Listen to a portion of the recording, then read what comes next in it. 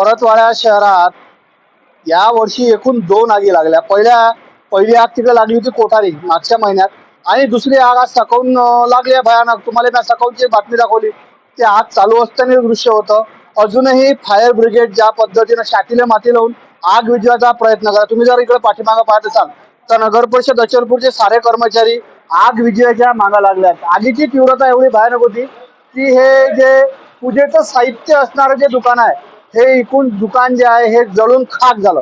आता पूजा साहित्य तुम्हाला माहिती आहे, नारळ झाले, त्याच्यानंतर काही कपडे झाले, काही प्लास्टिक झालं, असं विविध सामान असल्याच्यानं आगीला लय मोठी वाव भेटली. त्याच्यानं हे सर्वच्या सर्व दुकान जळून निष्णाबूत झाला. तुम्हालाच माहिती आहे ना बाबा, एकदा का आगीनं तिचं तोंड केलं की कोणाच्याच बापाला ऐकत नाही. लाखो रुपयाचा मालमत्ता या ठिकाणी जळून खाक झाली. सकाळी ज्या टाइमला आग लागली, आजूबाजूच्या लोकांना एकदम दुपट निघताना दिसलं. मग त्यानं ताबडतोब पोलीस स्टेशनला कळवलं, पोलीस स्टेशननं तसंच नगर परिषदेला कळवलं, आणि नगर परिषदेचे अग्निबंब या ठिकाणी दाखल झाले. अजूनही आग विझवायचा अतोनात प्रयत्न होत आहे. तुम्ही जर इकडे पाहत असाल तर जे दृश्य आहे आतमधलं एकदम सारं जाऊन काय किट झालं ना, अंदर तर काहीच राहिलं नाही. पण जे पूजेचं साहित्य आहे, सध्या आग 100% जरी नियंत्रण आली असली, पण या ज्या मोठ्या प्रमाणात नुकसान झालं आहे ना, हे नुकसान राहताना कोणाचीच ऐकत नाही ना. त्या आगीनं हे दुकान जे आहे,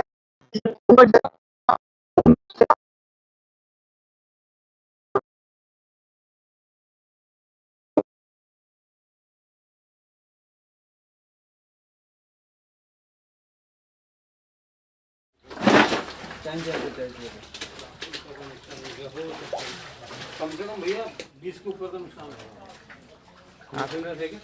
नहीं, इंश्योरेंस नहीं है ना भैया इसका। चलो कौन हल्का हो गया तो वो चल जाना है पूरा। क्या कर दूं, मान गया तुम्हारे को, मजाक नहीं कर रहा सही में। काम है हमारा। नहीं भैया, मान गया तुम्हारे को।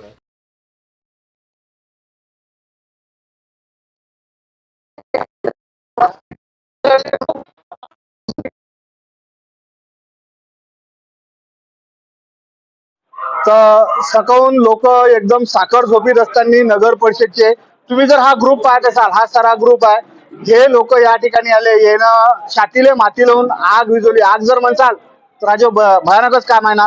तर माझ्यासोबत नगर परिषदचे इन्स्पेक्टर म्हणजे आग नियंत्रक अधिकारी असणारे जोगदंड सर आहेत. जोगदंड सर, काय राजो, यावर्षी दुसरी आग आहे ना, तर नेमकं कारण काय आहे आणि कोणत्या प्रकारे तुम्ही नियंत्रण मिळवलं आतापर्यंत?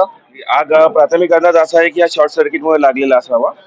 आणि आग मध्ये इथं थोडस पूजेचं साहित्य असल्यामुळे, कापूर, नारळ आणि थोडं काय प्लास्टिक असल्यामुळे आगीने रौद्ररूप धारण केलं होतं.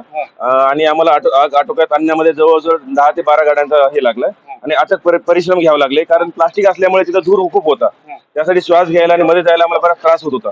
पण माझ्या स्टाफनी, कर्मचाऱ्यांनी खूप मेहनत घेतली आणि आम्ही आज आटोक्यात आणलेली आहे. बरं, आपण मागच्या वेळेस बमच्या सोनोग्राफी सेंटरवर पाहिलं की तुम्हाला काहीतरी जखम झाली होती. आज त्याहीपेक्षा मोठी आग होती. आपल्या कोणा कार्यकर्त्याला काही इतकं वर शिडीन चढा लागलं, काही दुखापत झाली का काही? नाही, माझा कोणत्याच कर्मचाऱ्याला काही नुकसान नाही. आम्ही प्रयत्न केला की आग कशी लवकर आटोक्यात आणायची आणि स्वतःचा जीव वाचून दुसरा जीव वाचून आम्ही पूर्ण प्रयत्न केला. आम्ही त्यात सफल झालेलो आहोत. जोगदंड सर, आपण जर विचार केला तर या 4-5 वर्षातली तिसरी मोठी आग. एक आग तर लय भयानक झाली, 6-7 जीव त्यात गेले. दुसरी आग पाहिली आपण सदर बाजारच्या मुख्य लाईनीत झाली होती, आणि हे तिसरी मोठी आग.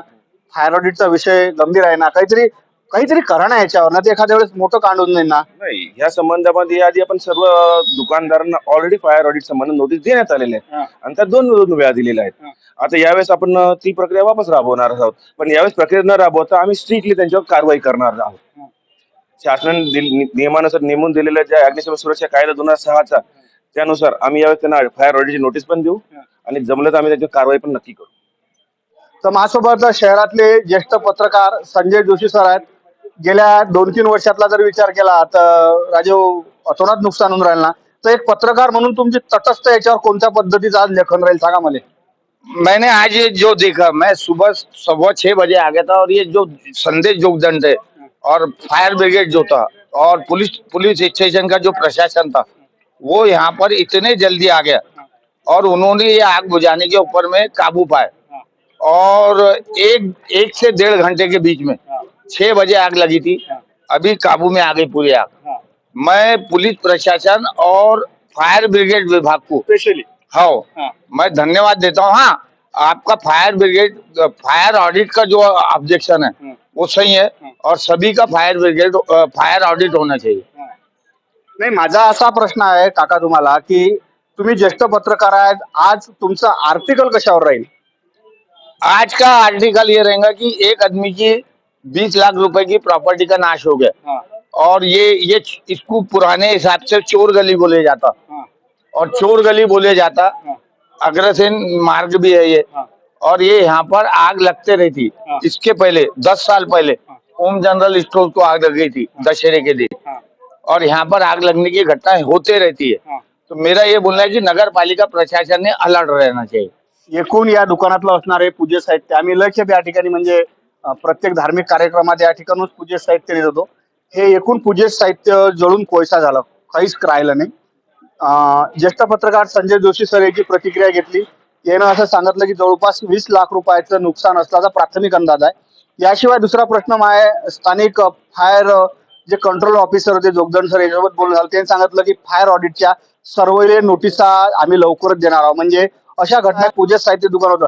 आणि तुम्ही जर या बाजूने अशी लाईन जर पाहत असाल तर या दुकानात कुंकूही मोठ्या प्रमाणात कुंकू असल्याच्यानं हे पूर्ण जे पाणी आहे ना एकदम लाल लाल पाणी या पूर्ण यात गेलाय. फायर ब्रिगेडच्या 10 ते 12 गाड्या या ठिकाणी कामी पडल्या. अचलपूर नगर परिषदचे म्हणजे अग्निशमन सेवा तर या ठिकाणी होतीच, पण आगीची तीव्रता पाहता प्रशासनाच्या माध्यमातून या ठिकाणी अंजनगाव सुरजीच्या बी फायर ब्रिगेडच्या गाड्या बोलावल्या आल्या. सकाळून ज्या टाइमला मी पहिल्यांदा इथं आलो होतो स्थानिक दंडाधिकारी तहसीलदार माननीय गडकर सर या ठिकाणी घटनास्थळी उपस्थित होते. मी त्याची प्रतिक्रिया घेतली. त्यांनी सांगितलं की आग कंट्रोल होण्याचं पहिलं प्राधान्य आहे, याच्यानंतर पंचनामा होऊन काय होते तो आम्ही महसुली अहवाल शासनाकडे सादर करणार आहोत.